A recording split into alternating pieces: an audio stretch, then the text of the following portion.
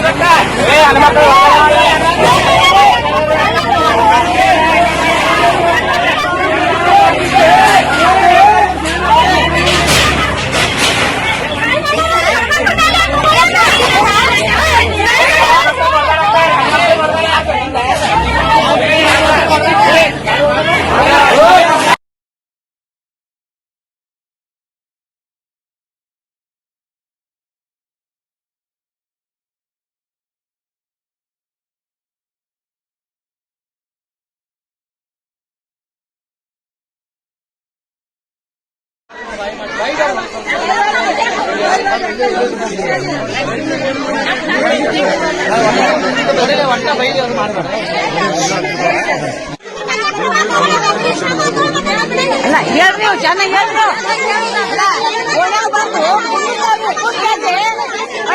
ಮಕ್ಕಳು ಹಿಡ್ಕೊಂಡು ಹೋಗ್ತಾರೆ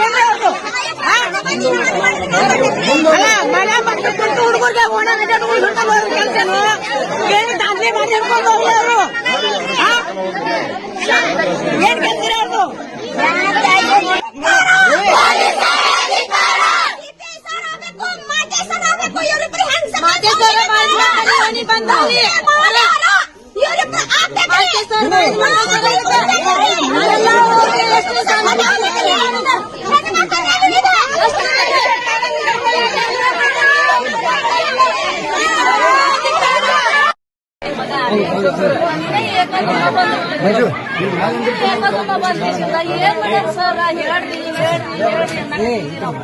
ನಮ್ಮ ಮಗನಿಗೆ ಏನ್ ಮಾಡ್ಯಾರ ಹೇಳ್ರಿ, ನಾವ್ ಹಿಡಿದು ಕೊಡ್ತೀವ್ರಿ ಅಂತ ಹೇಳ್ಸಿ ಅಂದ್ರೂ ಏನ್ ಕೇಳಕತ್ತೇ ಇಲ್ರಿ. ನಾವ್ ಹೇಳಿದ್ವಿ ಕೇಳಕತ್ತೇ ಇಲ್ರಿ. ಅವ್ರು ಬಡ ಎಳ್ಕೊಂಬರುದು ಗಾಡ್ಯಾಗ ಹಾಕೋದು ತುಳಿದ್ರು, ಎಳ್ಕೊಂಬರುದು ಗಾಡ್ಯಾಗ ಹಾಕೋದು ತುಳಿದ್ರು ಮಾಡಕತ್ಬಿಟ್ಟು ಇಷ್ಟು ಎಲ್ಲಾ ಮಾಡಕತ್ತಾರ. ಏನ್ ಮಾಡೋದು ಮಗನಿಗೆ ಅಂತ ಹೇಳ್ಸಿಲ್ಲ ಗಾಡಿ ಮುಂದೆ ಬಂದ್ ನಿಂತೀವ್ರಿ. ನಾವು ಗಾಡಿ ಮುಂದೆ ನಿಂತು ನಮಗೆ ಜಗ್ಗಿ ಆಡ್ಬಿಟ್ರಿ ನಮ್ಗೆ.